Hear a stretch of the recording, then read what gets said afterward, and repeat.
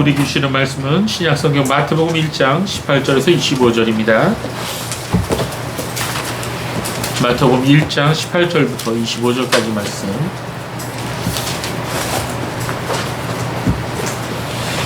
본문의 말씀 함께 교독하겠습니다. 제가 한 절 먼저 읽습니다. 예수 그리스도의 태어나심은 이러하다. 그분의 어머니 마리아가 요셉과 정혼하였으나 그들이 아직 동거하기 전에 성령으로 잉태한 것이 드러났다. 그 여자의 남편 요셉은 의로운 자이어서 그 여자를 드러내지 않고 은밀히 끊고자 하여 이 일을 생각하고 있을 때 주님의 천사가 꿈에 나타나 그에게 말하였다. 다윗의 자손 요셉아, 내 아내 마리아 데려오는 것을 두려워하지 마라. 그 여자에게 잉태된 분은 성령으로 된 것이다. 그 여자가 아들을 낳을 것이니 그분의 이름을 예수라고 하라. 이는 그분께서 자기 백성을 그들의 죄에서 구원하실 것이기 때문이다. 이 모든 일들이 일어난 것은 주께서 선지자를 통하여 하신 말씀을 성취하시려는 것이니 말씀하시기를 보아라, 처녀가 잉태하여 아들을 낳을 것이며 그의 이름을 임마누엘이라 부를 것이다 하셨으니 이 이름은 번역하면 하나님께서 우리와 함께 계신다는 뜻이다. 요셉이 잠에서 깨어나 주님의 천사가 그에게 명령한 대로 행하여 그의 아내를 데려왔으나 아들을 낳을 때까지 그 여자와 친척하지 않고 아들을 낳자 그분의 이름을 예수라고 하였다. 아멘. 네, 여러분 주보에 오늘 본문, 오늘 설교에 나오는 성경 본문이 별지로 끼워져 있습니다. 별지를 같이 보시면서 말씀을 들으시면 도움이 되실 것입니다. 자, 오늘 말씀은 좀 성경 공부 같고 좀 대학 강의 같은 그런 말씀일 거예요. 여러분이 좀 약간 지루하더라도 졸지 마시고 집중해서 잘 들으시면 여러분이 굉장히 큰 유익이 될 것입니다. 자, 우리는 지난 주일에 예수 그리스도께서 동정녀 마리아에게서 탄생하신 것에 대해서 함께 생각해 보았습니다. 자, 마태복음 1장은 예수님께서 성령으로 동정녀 마리아에게 잉태되신 것과 또한 성령으로 동정녀 마리아의 몸에서 태어나신 것을 우리에게 증거하고 있습니다. 자, 요셉은 마리아와 정혼한 후에 어느 날 약혼자 마리아가 임신한 소식을 듣게 됩니다. 당시 이스라엘 사람들은 남녀가 부모의 주관 아래 결혼이 결정이 되면 1년 동안 약혼 기간을 갖게 됩니다. 그 1년 동안 신부와 신랑은 각각 자기 부모와 함께 살면서 서로에게 좋은 신랑과 신부가 되기를 위해 정절을 지키면서 1년 동안 결혼식 날을 기다리게 되는 것입니다. 아직 육신이 함께 동거하는 것은 아니었지만 이 기간 동안 약혼한 두 사람은 서로 부부가 된 것과 마찬가지로 여기게 됩니다. 그리고 1년이 지나게 되면 신랑은 흔히 아주 성대한 행렬을 이끌고 신부 집에 가서 그 신부를 맞으러 가서 신부를 데리고 자기 집으로 오게 되는 것입니다. 그런데 요셉은 이 약혼 기간 중에 청천벽력과도 같은 그런 소식을 듣게 된 것입니다. 자신의 약혼녀 마리아가 아기를 가졌다는 것입니다. 본문에는 자세히 기록되어 있지 않지만 요셉이 얼마나 상심했을까는 가히 짐작할 수 있을 것입니다. 자, 여러분의 입장이면 어떻겠어요? 여러분이 만약 요셉의 입장이면 어떻겠을까요? 우리 현보가 결혼하기로 한 약혼한 예를 들니까 좀 이상하네, 그렇지? 갑자기 그런 일이 생겼다. 어떻게? 굉장히 당황하겠지. 너무나 마음이 아프고 진짜 너무 힘들었을 거예요. 자, 요셉은 배신감과 이 분노가 막 치밀어 올랐을 것입니다. 자기를 배신하고 수치를 안긴 이 마리아를 이 성문 앞에 재판관들에게 끌고 가갖고 사람들 앞에서 정죄를 받게 하고 그리고 수치를 당하게 하고 싶었을지도 모릅니다. 그럴 경우 마리아는 그 당시의 법에 의하면 사람들에게 비난과 손가락질을 당함과 동시에 돌에 맞아서 죽었을지도 모르는 것입니다. 그런데 오늘 마태복음 1장 19절을 보면 요셉은 그렇게 하지 않았습니다. 1장 19절 한번 다시 한번 읽어볼까요? 시작. 그 여자의 남편 요셉은 의로운 자이어서 그 여자를 드러내지 않고 은밀히 끊고자 하여. 네, 요셉이 선택한 것은 은밀히 끊고자 하였던 것입니다. 결혼을 없었던 일로 하려 했던 것입니다. 여기서 요셉을 가리켜서 뭐라고 그랬죠? 어떤 사람이라고요? 의로운 사람이라고 얘기했어요. 자, 너무나 상심하고 상처를 입었지만 그렇다고 마리아를 죽게 만들 수는 없었던 것입니다. 자, 여기서 의로운 사람이라는 말은 다른 말로 하자면 긍휼이 풍성한 사람, 그 하나님의 마음을 가진 사람, 뭐 이렇게 우리가 생각할 수 있는 거죠. 이 세상에는요, 자기가 당한 상처와 배신당함을 그대로 갚아줘야만 속이 시원한 사람들이 있어요. 그러나 요셉은 어떤 사람이에요? 의로운 사람이어서 그렇게 하지 않았습니다. 비록 마음은 찢어질 듯 아프고 힘들었지만 문제를 크게 키우지 않고 조용히 덮으려고 했던 것입니다. 왜냐하면 마리아의 생명이 달려있었던 일이었기 때문인 것이죠. 자, 이런저런 생각을 하던 중에 요셉이 잠이 들어버렸어요. 근데 꿈에서 하나님의 천사가 나타났습니다. 요셉에게. 그리고 요셉에게 말씀하셨어요. 여러분, 하나님의 천사가 꿈에 나타난 것은 구약에도 여러 번 있습니다. 그런데 하나님의 천사가 꿈에 나타난 것은요, 우리가 일반적인 꿈을 꾸는 것하고는 완전히 다릅니다. 그때는 우리가 부인할 수 없을 정도로 너무나 놀라운 하나님의 그 영광과 권위 가운데 우리가 하나님 말씀을 듣게 됩니다. 그리고 그 천사가 꿈에 나타나 요셉에게 한 말은 이렇습니다. 자, 다윗의 자손 요셉아, 내 아내 마리아 데려오는 것을 두려워하지 말아라. 그 여자에게 잉태된 분은 성령으로 된 것이다. 그 여자가 아들을 낳을 것이니 그 이름을 예수라고 해라. 이는 그분께서 자기 백성을 그들의 죄에서 구원하실 것이기 때문이다. 이 마태복음에 기록된 그 말씀입니다. 자, 근데 이 말씀 다음에 이어지는 마태복음 1장 22절과 23절 말씀은 천사가 계속해서 요셉에게 하신 말씀인지 아니면 마태복음의 기자가 기록한 말씀인지는 분명하지가 않습니다. 분명한 것은 이 모든 일들이 하나님께서 영원전부터 이미 계획하신 하나님의 예정과 그리고 섭리 가운데서 일어난 일들임을 분명하게 지금 말씀해주고 있는 것입니다. 22절, 23절 말씀 우리가 다시 한번 읽어보겠습니다. 시작. 이 모든 일들이 일어난 것은 주께서 선지자를 통하여 하신 말씀을 성취하시려는 것이니 말씀하시기를 보아라, 처녀가 잉태하여 아들을 낳을 것이며 그 이름을 임마누엘이라 부를 것이다 하셨으니 이 이름을 번역하면 하나님께서 우리와 함께 계신다라는 뜻이다. 자, 22절에 말씀한 선지자가 누굴까요? 예, 바로 이사야 선지자예요. 예, 예수님의 탄생은 예수님이 탄생하시기 전 이미 700년 전에 이사야 선지자를 통해서 이미 예언되었던 것입니다.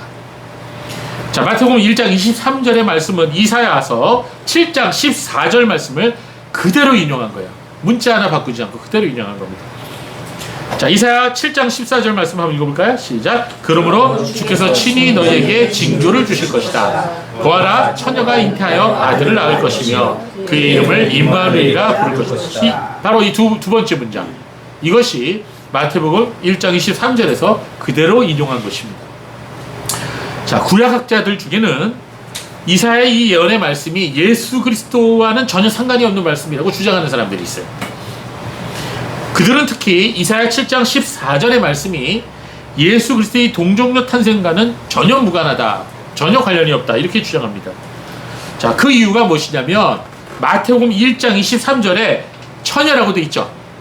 보라, 처녀가 잉태하여, 처녀라고 돼 있어요.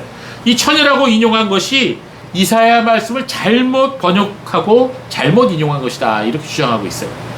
좀 더 자세히 말하자면, 자, 이제부터 강의실에서 강의 듣는다고 여러분 생각해 보세요. 구약 이사야 7장 14절의 히브리어 원문을 보면 처녀가 잉태하여 아들을 낳을 것이며, 이 표현에서 이 처녀로 번역된 히브리어 단어가 알마였어요. 뭐라고요? 알마. 예, 알마. 여러분이 우리나라 말로 써있기 때문에 여러분 읽으실 수 있어요. 이 알마라는 단어로 표현됐기 때문에 이게 잘못됐다는 거예요. 본래 히브리어에는 남자를 전혀 알지 못하는, 즉 성경험이 전혀 없는 수처녀를 의미하는 고유한 말이 있어요. 그게 뭐예요? 베툴라라는 말이에요. 뭐예요? 베툴라. 예. 그래서 그런데 여기서 이사야 7장 14절에서 사용된 단어는 이 베툴라가 아니고 알마를 사용했다는 거예요. 그래서 이 알마라는 단어는 결혼을 했든 안 했든 상관없이 그저 젊은 여자, 20대에서 40대 초반까지 그런 젊은 여자를 뜻하는 단어이기 때문에 이거 잘못됐다는 거예요. 그 헬라어도 마찬가지예요. 헬라어 알마와 같이 단순히 젊은 여자를 의미하는 단어가 네아니스라는 단어예요. 헬라어로. 그 다음에 베툴라 같이 수처녀, 전혀 남자를 알지 못하는 수처녀를 의미하는 헬라어 단어가 뭐예요? 바르데노스. 예, 바르데노스. 자, 이렇게 구분할 수가 있어요. 그런데 후에 히브리어를 헬라어로 번역한 성경이 있죠. 우리 예전에 배웠죠. 웨스트민스터 신앙고백 공부할 때 뭐죠? 70인역. 70인역. 예, 셉타진타. 예, 여러분 기억하시죠? 그 70인역에서 이사야 7장 14절을 번역하면서 이 알마라는 단어를 뭐라고 번역했어요? 헬라어로? 예, 네아니스, 즉 젊은 여자라고 번역하지 않고 바르데노스, 즉 처녀로 번역해버린 거예요. 예, 그러니까 마태복음도 이 70인역의 번역을 따라서 파르데노스라는 단어를 그대로 사용한 거예요. 처녀라는 단어를. 그래서 구약학자들 중에서 많은 사람들이 지금까지 말씀드린 이유를 때문에 그 이유를 들어서 70인역과 마태복음 1장 23절이 젊은 여자로 번역해야 할 히브리어 알마를 수처녀라는 뜻인 파르데노스로 잘못 번역했다고 주장하는 거예요. 따라서 그런 주장을 하는 사람들은 이사야 7장 14절의 말씀은 예수 그리스도의 동정녀 탄생을 예언한 말씀과는 아무런 연관성이 없다, 이렇게 주장하고 있는 것입니다. 자, 이 논쟁을 뭐라 그러냐? 알마 논쟁이다, 이렇게 말해요. 처녀 논쟁이다, 이렇게 말합니다. 자, 그래서 이 유튜브를 보면은 이렇게 주장하는 그 유튜브가 실제로 있어요. 그래서 이 이사야 7장 14절은 구약학자들 사이에서 알마 논쟁으로 아주 유명한 구절인데요. 그러나 우리가 자세히 들여다보면 그렇지가 않아요. 이 알마라고 하는 히브리어 단어는 사전적으로는 젊은 여자를 가리키지만 구약에서 사용된 여러 곳에서 결혼하지 아니한 여자를 가리키는 곳이 적지 않습니다. 자, 예를 들어볼까요? 네, 창세기 24장 43절 우리 함께 읽어볼까요? 시작. 내가 이 운물 곁에 서 있다가 젊은 여자가 물을 길러 오거든 내가 그에게 청하기를 너는 물동이의 물을 내게 조금 마시게 하라 하여. 자, 이 본문의 전후 문맥이 무엇인지 여러분 성경을 좀 많이 읽으신 분은 금방 아실 거예요. 이게 누가 한 말이에요? 아브라함의 종이 한 말이죠. 예, 자기 주인의 아들 이삭의 신부감을 찾으러 간 거예요. 그렇죠? 가갖고 기도한 거예요. 하나님께. 예, 그래서 이렇게 기도 응답이 된 거죠. 그러니까 실제로 기도한 대로 조금 있으니까 이 젊은 여자, 처녀가 와갖고 물을 길러 와갖고 물을 먹인 거예요.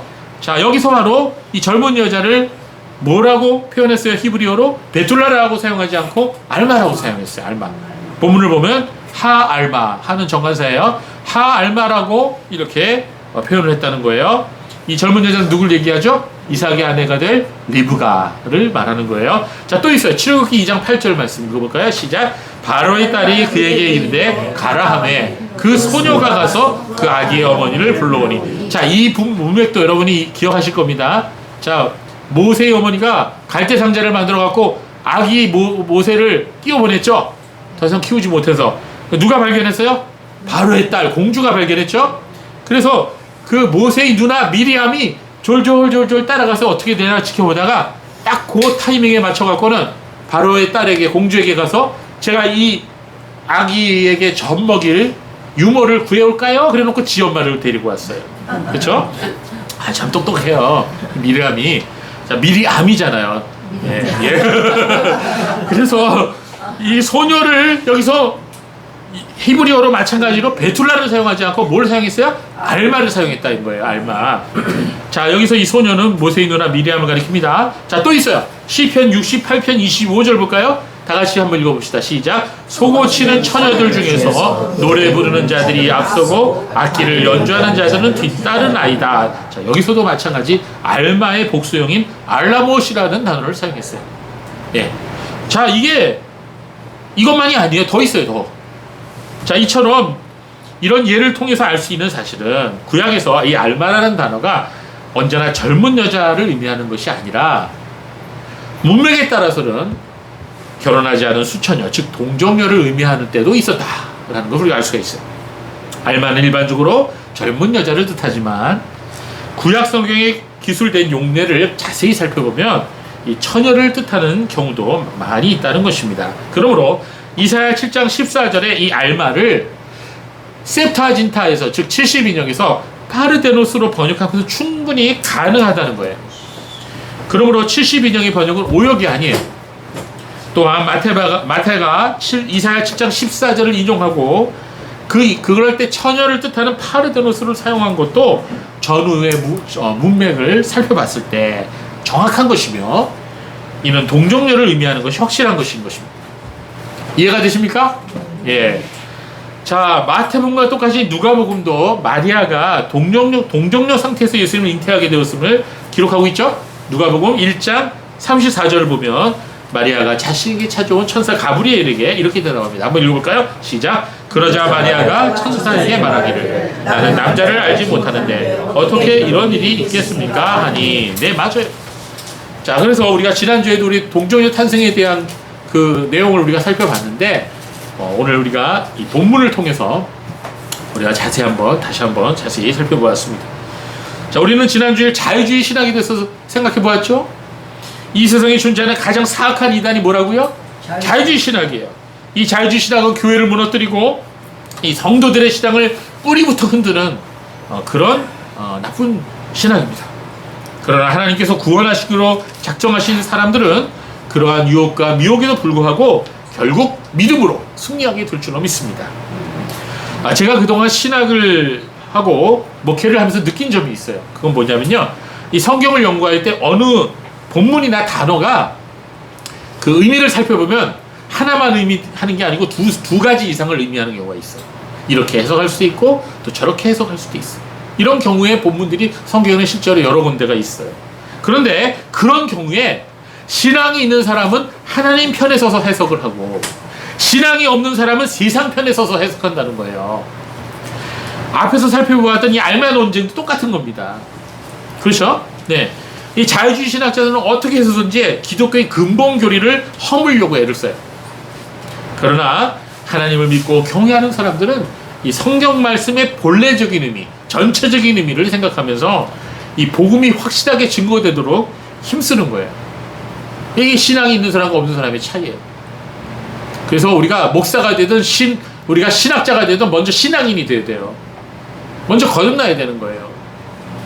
자, 이사야 7장 14절 우리 다시 한번 읽어보겠습니다. 시작. 그러므로 주께서 친히 너에게 징조를 주실 것이다. 보아라, 처녀가 잉태하여 아들을 낳을 것이며 그의 이름을 임마누엘이라 부를 것이다. 예, 마지막에 히브리어로 임마누엘 이렇게 적혀 있어요. 파란 글씨로. 자, 이사야 7장 14절의 말씀은 그 한 절만 가지고는 이해가 되지 않는 말씀이에요. 여러분, 이사야는 구약의 복음서라고 해요. 그처럼 은혜로운 말씀이 많아요.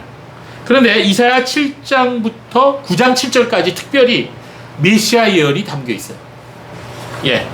이사야에서는 메시아에 대한 예언의 말씀이 이 외에도 굉장히 많이 나오는데요. 특별히 7장부터 9장 7절까지가 메시아 예언입니다. 선지자 이사야를 통해 예언된 임마누엘은 장차 오실 메시아를 가리키게 되며, 이사야는 계속해서 이 임마누엘 메시아에 대해서 지금 말씀을 전하고 있습니다. 우리가 한번 볼까요? 자, 본문이 좀 길지만 중요하기 때문에 우리가 한번 읽어보겠습니다. 자, 이사야 8장 8절 9절 8절 10절 먼저 읽을까요? 시작. 또 그것이 유다에 들어와 흘러넘치고 목까지 차오를 것이다. 임마누엘아, 그것이 그 펼친 날개로 내 온 땅을 뒤덮을 것이다. 함께 모의해 보아라, 실패할 것이다. 말을 해보아라, 그것이 이루어지지 않을 것이다. 이는 하나님이 우리와 함께 계시기 때문입니다. 네, 여기 마지막에 임마누엘에 대한 말씀을 해석하고 있죠. 네, 하나님이 우리와 함께 계시기 때문이다. 자, 그 다음 9장 1절 2절을 보세요. 이것도 역시 신약성경에 인용한 말씀입니다. 1절 2절 시작. 전에 고통당하고 있던 자들에게 어두움이 없을 것이다. 옛적에는 주께서 스불론 땅과 납달리 땅이 멸시당하게 하셨지만 그에는 해변길과 요단 건너 이방의 갈리를 영화롭게 하셨다. 어둠 속을 걷던 백성들이 큰 빛을 보았고 죽음의 그늘진 땅에 사는 자들 그들 위에 빛이 비쳤습니다. 이 말은 뭐냐면 예수님이 갈릴리에서 활동하신다는 거예요. 탄생을 어디서 탄생하셨어요? 베들레헴에서 탄생하셨지만 자라나시긴 갈릴리 나사렛에서 자라나셨잖아요. 그리고 그 동네에서 돌아다니시면서 이적을 행하시고 병든 자를 고치시고 복음을 전하셨잖아요. 지자들을 선택하셨잖아요. 주로 예수님의 무대가 갈릴리였어요. 이 갈릴리는 그 당시 유대인들이 촌동네라고 무시하던 곳이었어요. 그런데 여기 오늘 이 본문에 보니까 예수님이 거기에서 주로 역사하실 것이라는 것을 지금 예언하고 있어요. 자, 9장 6절 7절은 정말 메시아 예언 중에서 정말 피크입니다. 피크. 한번 읽어볼까요? 시작. 한 아기가 우리를 위해 태어났고 한 아들을 우리에게 주셨는데 그 어깨 위에 통치권이 있으며 그 이름은 위대한 상담자라 전능하신 하나님이라 영존하시는 아버지라 평강의 왕이라 불릴 것이다. 그의 통치력은 확대되어 평화는 끝이 없을 것이며 다윗의 보좌에 앉아서 그 나라를 굳게 세우고 지금부터 영원까지 공평과 정의로 그것을 보존할 것이니 만군의 여호와의 열심히 이 일을 이룰 것이다. 아멘. 이 말씀이 너무 유명해서 많은 사람들이 이 말씀을 가지고 찬양을 지었어요. 이걸 가사 가지고. 여러분 핸델의 메시아 전곡을 저는 전곡을 다 불러봤는데 거기에 보면은 바로 이 본문을 가지고 핸델이 너무나 아름다운 곡을 찬양곡을 합창곡을 작곡을 했어요. 자 여러분 이 말씀을 정리해보면 이사 8장 8절부터 9장 7절까지의 말씀을 정리해보면 이렇습니다. 이사야를 통해서 예언된 이 임마누엘은 결국 유다 땅을 소유하게 될 것이고 그의 모든 원수들의 계획을 좌절시킬 것이다. 이게 8절 9절 10절의 말씀이요. 그리고 사망의 그늘진 땅에 거하는 자들에게 빛이 되시기 위해 이방의 갈릴리에 나타나실 것이다. 9장 1절 2절.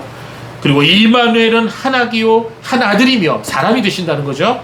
그 이름은 기묘자요 모사요 전능하신 하나님이요 영존하신 아버지시요 평강의 왕으로서 다윗의 위에 앉아 나라를 굳게 하시고 영원토록 공평과 정의로 왕국을 보존하실 것이다. 왕국은 뭡니까? 하나님의 나라죠. 이 세상 그 누구에게 감히 전능하신 하나님이라고 부를 수 있겠습니까? 그 누가 영존하신 아버지라고 예배 받으실 수 있겠습니까? 그 누가 평강의 왕이라고 할 수 있겠습니까? 다윗의 보좌에 앉아서 하나님의 나라를 굳게 세우시고 영원토록 공평과 정의로 다스리실 만왕의 왕 만유의 주가 누구입니까? 바로 동정녀 마리아에게서 나신 나사렛 예수 그리스도가 아닙니까? 예수 외에는 누구에게 이러한 호칭을 붙일 수가 있겠습니까? 그렇죠? 이 놀라운 사실을 선지자 이사야는 이미 오래전에 예언했다는 것입니다. 마태는 이사야 선지자의 예언을 인용하면서 지금 증거하고 있는 거예요. 예수 그리스도만이 이 세상의 모든 악을 멸하실 수 있다는 겁니다. 예수 그리스도가 다스리셔야 이 세상에 진정한 평화가 올 수 있다는 거예요. 어떤 대통령이 돼도 어떤 사람이 왕이 돼도 세상의 문제 해결될 수가 없다는 거예요. 예수 그리스도가 왕으로 통치하실 때 이 세상 모든 악과 전쟁이 그치고 가난과 슬픔과 질병과 죽음이 사라지게 된다는 것입니다. 이게 이사야 선지자의 예언입니다. 그래서 이사야 선지자가 예언했던 임마누엘은 바로 유다 땅 베들레헴에서 동정녀 마리아의 몸에서 탄생하신 예수 그리스도를 가리키고 있는 것입니다. 자, 오늘 본문 마태복음 1장 22절 23절 우리 다시 한번 보겠습니다. 자, 다시 한번 읽어볼까요? 시작. 이 모든 일이 일어난 것은 주께서 선지자를 통하여 하신 말씀을 성취하려는 것이니 말씀하시기를 보아라 처녀가 잉태하여 아들을 낳을 것이요 그 이름을 임마누엘이라 하실 것이다 하셨으니 이 이름을 번역하면 하나님께서 우리와 함께 계신다는 뜻이다. 예, 그의 이름을 임마누엘이라 부를 것이다. 자, 하나님의 독생자 예수께서 사람이 되신 것은 바로 이 임마누엘이라는 이름으로 다 설명돼요. 자, 임마누엘이라는 단어 보세요. 제가 히브리어하고 헬라어로도 거기 적어놨는데 이 임마누엘은 분석해보면 이 함께라는 뜻을 가진 히브리어가 임이에요. 임. 그 다음에 우리와라는 뜻의 마누 그리고 하나님이라는 뜻의 엘 이게 겹해진 거예요. 이게 합쳐진 거예요. 그래서 영어로 치면은 God with us예요. God with us. 예, 하나님이 우리와 함께 하신다. 이게 임마누엘이에요. 임마누엘이라고 하는 이 이름 자체가 예수께서 사람이 되셔서 우리와 함께 하신 거. 그 사건을 예수님의 이 사람 되신 이 사건을 다 설명해 주고요.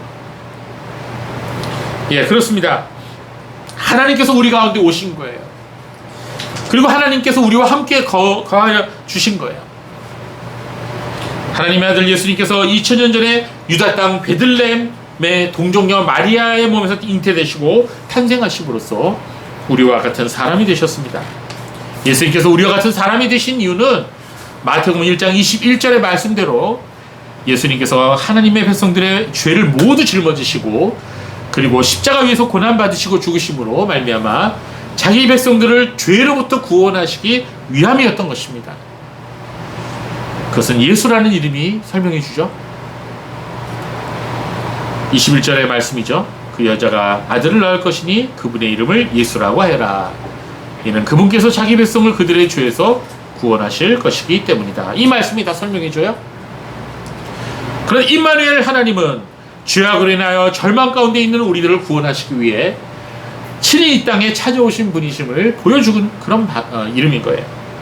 이 임마누엘 하나님은 우리들의 죄로 인하여 원수되었던 하나님과 인간들을 화해시키기 위해 십자가의 화목제물이 되어주신 그런 분이신 것입니다. 또한 이 임마누엘 하나님은 말씀이 육신이 되어 우리 가운데 거하시며 또한 세상 끝날까지 우리와 항상 함께 계시겠다고 약속하신 영원한 하나님, 그분 자체이신 것입니다. 그러므로 이 임마누엘 하나님은 우리가 고통 가운데 있을 때, 우리가 근심과 걱정으로 마음이 불안할 때, 가난과 질병으로 주님 나는 더 이상 버틸 수가 없어요 라고 이렇게 힘들어할 때, 전쟁과 전염병과 경제의 공황 속에서 더 이상 소망을 갖지 못하고 더 이상 난 살 소망이 없어요 라고 우리가 소망을 잃어버릴 때, 임마누엘 하나님은 이렇게 우리에게 말씀하십니다. 내가 지금 너와 함께 있겠다. 내가 너를 버리지 않을 것이다. 내가 너를 떠나지 않을 것이다. 이렇게 하나님 말씀하고 계시는 것입니다. 그 말은 무슨 말씀이에요? 하나님 우리를 구원하시겠다는 거예요. 하나님 우리를 지켜주시겠다는 거예요. 하나님 우리에게 피할 길을 주시겠다는 거예요. 그 말씀이 어디 있어요? 히브리서 13장 5절 6절에 있어요. 여러분, 사람이 살면서 여러 가지 고통과 어려움이 많이 있지만 정말 제일 힘든 고통이 뭐예요? 육체의 질병이에요. 고통이에요. 또 뭐예요? 경제적인 어려움이에요. 또 뭐예요? 사람에게 배신당하는 거예요. 여러분, 이런 것들이 우리에게 가장 힘든 거예요. 자, 이럴 때 우리가 기억해야 될 말씀이 있어요. 히브리서 13장 5절 6절 말씀이에요. 우리 같이 읽어봅시다. 시작. 돈을 사랑하지 말고 있는 바를 족하게 여기라. 그분께서 친히 내가 결코 너를 떠나지도 않고 결코 너를 버리지도 않겠다라고 말씀하셨기 때문이다. 그러므로 우리가 담대하게 말하는데 주님은 나를 돕는 분이시니 나는 두려워하지 않을 것이다. 사람이 나에게 어떻게 하느냐 하였다. 이 말씀 제가 참 많이 말씀드렸죠. 여러분, 이 말씀 우리가 매일매일 읽고 기도하고 암송해야 될 말씀이에요. 주님의 약속이에요. 사람이 내게 어떻게 하겠습니까? 주님이 나와 함께 하시는데, 임마누엘 하나님이 나와 함께 하시는데 나는 두려워하지 않을 것입니다. 모든 구약과 신약의 성도들이 바로 이 신앙 때문에 승리한 거예요. 임마누엘, 우리 주님의 이름 속에 담긴 메시지는 분명합니다. 내가 결코 너를 떠나지도 않겠고 결코 너를 버리지도 않겠다. 이게 임마누엘 하나님의 메시지예요. 그래서 하나님은 어떠한 환경에서도 하나님만 의지하라고 말씀하십니다. 어떠한 상황 속에서도 하나님만 바라보라고 말씀하십니다. 성도 여러분, 우리가 지금 겪고 있는 그 어떠한 고난과 어려움도 하나님 다 알고 계셔요. 그리고 그 고난과 역경을 통해서 우리가 하나님을 의지하고 바라보도록 하십니다. 이 세상 풍파가 다 지나고 나면 우리는 알게 될 거예요. 왜 하나님께서 그때 그렇게 힘든 일을 나에게 허락하셨는지, 왜 나를 그렇게 힘든 고난 가운데로 통과하게 하셨는지 우리가 지금은 이해할 수 없지만 우리는 나중에 다 알게 될 거예요. 우리가 힘들고 아플 때 우리의 교만과 우리의 세상 사랑하는 마음이 떨어져 나가는 것입니다. 우리가 고난을 통과할 때 우리 영혼이 주님을 닮아가고 성화되는 것입니다. 우리가 세상에 험난한 파도를 헤쳐나갈 때 우리 예수님께서도 우리와 같은 배를 타고 계시는 것이고 우리와 함께 계시고 있는 것입니다. 그러므로 예수 그리스도를 믿고 죄사함을 받은 성도들은 부활하신 예수님의 이 실존을 날마다 믿고 의지하면서, 그리고 모두가 하나님과 더불어 하나님과 살고 있음을 확실히 믿고 살아가야 되는 것입니다. 고난도 예수님과 함께 받고 영광도 예수님과 함께 누리는 것, 이게 바로 임마누엘 신앙이에요. 임마누엘 하나님에 대하여 예언했던 이사야 선지자는 그 후반부에 가서, 즉 이사야서 뒷부분에 가서 메시아께서 우리를 위해서 어떻게 고난당하시고 어떻게 죽임을 당하게 되실지를 아주 상세하게 자세하게 예언하고 있습니다. 그 말씀이 특히 어디 나와요? 이사야 53장에 나와요. 그래서 이사야 53장은요 고난받는 종의 말씀이라고 유명한 구절입니다. 그래서 이사야 53장 전체를 통해서 이사야 선지자는 장차 이 세상에 오실 메시아께서 하나님의 백성들을 위해서 어떤 고난을 당하시고 어떻게 죽으실지를 아주 매우 소상하게 예언하고 있는 것입니다. 시간이 걸려도 오늘 저와 여러분은 이사야 53장 말씀 함께 읽으려고 해요. 자, 한번 읽어볼까요? 53장 1절 2절 같이 읽어봅시다. 시작. 우리가 전한 것을 누가 믿었느냐? 여호와의 팔이 누구에게 나타났느냐? 그는 주님 앞에서 연한 숨같이 마른 땅에 뿌리같이 자라서 고운 모양도 없고 풍채도 없으며 우리가 보기에 흠모할 만한 아름다운 곳이 어디서 많이 들어보셨죠? 예, 성찬식 때 많이 목사님들이 이 말씀을 뒤에서 낭독합니다. 자, 3절 4절 볼까요? 시작. 그는 멸시를 당하고 사람들에게 버림받았으며 슬픔을 많이 맛보고 병고를 아는 사람이다. 마치 사람들이 외면하는 자같이 그가 멸시를 당하였고 우리도 그를 귀찮게 여기지 아니하였다. 참으로 우리의 병고를 지고 우리의 슬픔을 당하였으나 우리는 그가 징벌을 받고 하나님께 맞으며 고난을 당한다 생각하였다. 예수님께서 고난 당하시고 계실 때 예수님께서 채찍에 맞으시고 침배춤을 당하시고 순환을 당하시고 수치를 당하시고 부끄러움을 당하실 때 그 어느 누구도 그 옆에 없었어요. 쟤들 다 도망갔어요. 자, 예수님께서 멸시당하는 내용이 그대로 나와 있어요. 그리고 여러분 이사야서 53장 5절과 6절 말씀은 더합니다. 우리 한번 읽어볼까요? 시작. 그가 찔린 것은 우리의 허물 때문이며 그가 상처를 받은 것은 우리의 죄악 때문이다. 우리가 징벌을 받음으로 우리가 평안을 누리고 그가 채찍에 맞음으로 우리가 고침을 받았다. 우리는 모두 양 같아서 자기 제 길로 갔으나 여호와께서는 우리 모두의 죄를 그에게 넘겨주셨다. 가장 유명한 말씀이에요. 이 말씀 여러분도 여러 번 읽으셨을 거예요. 들으셨을 거예요. 예수님께서 찔리신 것은 우리의 허물 때문이다. 예수님께서 상처를 받은 것은 우리의 죄악 때문이다.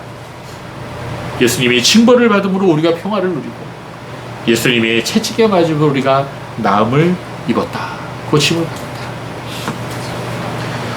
53장 7절 8절 말씀도 마찬가지입니다. 우리 한번 읽어볼까요? 그는 짓밟히고 괴롭힘을 당하여도 그 입을 열지 않았으며 도수장으로 끌려가는 어린 양같이 털 까는 사람 앞에 양같이 잠잠하여 그 입을 열지 아니하였다. 그가 잡혀가 감금당하고 재판받았으니 그 세대 중에 누가 생각하기를 그가 산자의 땅에서 끊어주면 마땅히 형벌받을 내 백성의 죄악 때문이다 하였겠느냐. 아멘. 너무나 정확하지 않아요? 얼마나 정확합니까? 700년 전에 예언된 이 말씀이. 그 다음에 마지막인데 9절 10절 우리 한번 읽어봅시다. 시작. 그는 폭력을 행한 적이 없으며 그 입에 거짓이 없었으나 그의 무덤은 악인들과 함께 있었고 그의 묘실이 부자들과 함께 있었다. 여호와께서 그가 상처 입는 것을 기쁘시고 고난을 당하게 하셨으니 그의 영혼을 속건제로 드릴 때 그가 자손을 볼 것이며 그의 날들이 길 것이며 그 손으로 여호와의 기쁜 뜻을 이룰 것이다. 아멘. 여기서 자손을 볼 것이라는 말은 우리 그리스도인들을 얘기하여. 자, 여러분 예수님께서 돌아가시고 무덤에 장사지는 것까지 여기 예언되어 있어요. 마지막으로 11절 12절 읽어봅시다. 시작. 그가 자기 영혼에 수고한 것을 보고 만족할 것이니 내 의로운 종이 그의 지식으로 많은 사람을 의롭게 하며 또 그들의 죄를 친히 짊어질 것이다. 그러므로 나는 많은 사람과 함께 분깃을 그에게 나눠주고 그는 강한 자와 함께 탈취한 것을 나눌 것이다. 그가 자기 영혼을 버려 사망에 이르게 하며 범죄자들로 취급되었으나 실상은 그가 많은 자들의 죄를 지고 범죄자들을 위하여 중보하였다. 아멘. 예수님의 중보자 되심을 마지막으로 예언하고 있습니다. 성도 여러분 놀랍지 않습니까? 예수님께서 이사야 선지자의 예언대로 자신을 들여서 산제물이 되셔서 저와 여러분의 모든 죄를 짊어지시고 십자가 위에서 죽으셨던 것입니다. 그러나 사도행전 2장 24절에 기록된 대로 하나님께서는 사망의 고통을 풀어 그분을 살리셨습니다. 이는 그분께서 사망에 매여 있을 수 없었기 때문인 것입니다. 하나님께서는 예수님을 3일 만에 부활하게 하시고 주님과 그리스도가 되게 하셨습니다. 다시 사신 예수님께서는 40일 동안 제자들과 함께 하시면서 말씀을 그들에게 전하시다가 하늘로 승천하셔서 하나님의 보좌 우편에 앉으셨습니다. 이제 때가 이르매 이 부활하신 예수님께서는 하늘과 땅의 모든 권세를 가지시고 다시 이 땅에 오실 것입니다. 하나님의 백성들에게 완전한 구원을 주시려고 다시 오실 것입니다. 그러나 하나님을 믿지 않고 악을 행하는 사람들은 무서운 심판을 받게 될 것입니다. 그래서 우리는 오늘도 이렇게 기도해야 됩니다. 주여 어서 오시옵소서. 주여 어서 오시옵소서. 성도 여러분, 예수님께서 다시 오실 것이라는 이 말씀을 굳게 붙드십시오. 이 소망을 가지고 하루하루를 사셔야 됩니다. 세상에 소망을 두거나 미련을 두지 마십시오. 분명히 말씀드리지만 우리가 만약에 이 세상에서 기대하고 의지하는 것이 있다면 그것이 누구이든 그것이 무엇이든 언젠가 반드시 우리 자신을 실망시키게 됩니다. 우리의 눈에 피눈물이 나게 만들 수도 있는 것입니다. 저도 그것을 경험해 봤어요. 사람을 의지하고 우리가 뭔가 돈을 의지하고 권력을 의지하고 우리가 뭔가를 의지하면 반드시 그것 때문에 우리가 실망합니다. 오직 하나님만 바라보십시오. 하나님만 의지하십시오. 임마누엘 하나님은 지금 성령으로 우리와 함께 계신 것입니다. 그리고 또한 우리의 구원을 완성시키기 위해서 다시 오실 것입니다. 주님께서는 분명하게 말씀하셨습니다. 사랑하는 자여 내가 너에게 다시 오겠다. 그래서 우리는 요한복음 14장 1절 3절까지 주님께서 제자들에게 주셨던 말씀, 또한 우리에게 주시는 말씀, 이 말씀 우리가 다시 한번 읽으면서 우리가 마음의 소망과 위로를 가져야 할 것입니다. 우리 같이 한번 읽어볼까요? 시작. 너희는 마음에 근심하지 말라. 하나님을 믿고 또 나를 믿으라. 내 아버지 집에는 거주할 곳이 많다. 그렇지 않으면 내가 너희 있을 곳을 예배하러 간다고 너희에게 말하였겠느냐. 내가 가서 너희를 위하여 있을 곳을 예배하면 내가 다시 와서 너희를 내게로 영접하여 내가 있을 곳에 너희도 있게 할 것이다. 아멘. 자, 이거 월세 사는 사람한테 하는 말이 아니에요. 우리 모든 그리스도인에게 하시는 말씀이에요. 우리가 이 땅에 사는 것, 우리가 월세를 살든지 전세를 살든지 자가를 살든지 상관없이 우리 모든 그리스도인들은 이 세상이 우리 집이 아니에요. 죽을 때 우리 아무것도 가져갈 수 없어요. 뭐 456억? 예, 그거 가지고 내가 가지고 있다 그래도 그거 못 가져가요. 요한계시록 22장 20절 말씀을 다시 한번 읽어볼까요? 시작. 이것들을 증언하시는 분께서 말씀하시기를 참으로 내가 속히 오겠다라고 하시니 아멘. 주 예수님이여 오시옵소서. 아멘. 이 요한계시록 말씀이에요. 여러분 이 말씀으로 서로 위로하십시오. 그리고 이 말씀으로 권면하십시오. 이 말씀으로 우리가 소망을 가지고 기도하며 오늘 하루하루를 승리하며 사시는 귀한 그리스도교회 성도들이 되시기를 바랍니다. 하나님은 우리와 함께 하십니다. 기도하겠습니다. 하나님 아버지, 오늘도 부활하신